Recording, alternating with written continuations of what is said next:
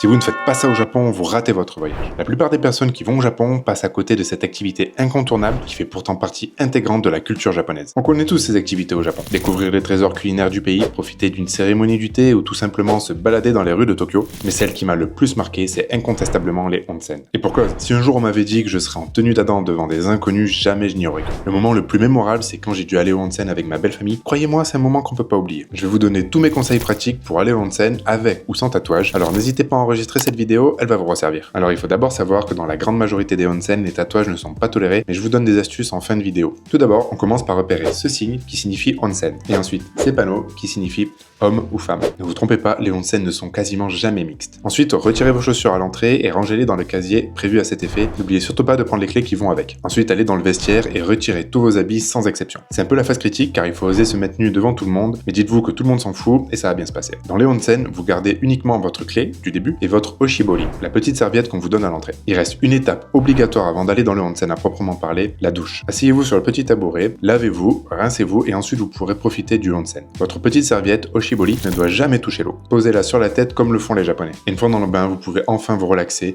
et profiter de ce moment magnifique. Croyez-moi, vous oublierez tous vos soucis après une telle expérience. Pour nos amis tatoués, vous pouvez les couvrir avec des pansements pour les petits tatouages. Sinon, dans de très nombreux ryokan, vous pouvez réserver des onsen privés. Et enfin, petite astuce, allez sur internet et tapez onsen tattoo friendly sur Google. Et allez sur le site de Japan Travel qui fait une liste de 7 onsen qui acceptent les tatouages. Mon petit conseil, c'est d'aller à Kinosaki Onsen, qui est un village rempli de onsen dans lequel vous pourrez profiter de plusieurs bains. Et enfin, pour finir, il y a les sento qui sont plutôt des bains publics et pas forcément des onsen à proprement parler, qui a une politique beaucoup plus ouverte sur les tatouages. Voilà, vous savez tout sur les onsen maintenant. N'hésitez pas à nous partager en commentaire votre expérience dans ces endroits. En attendant, je vous dis prenez soin de vous et à la prochaine.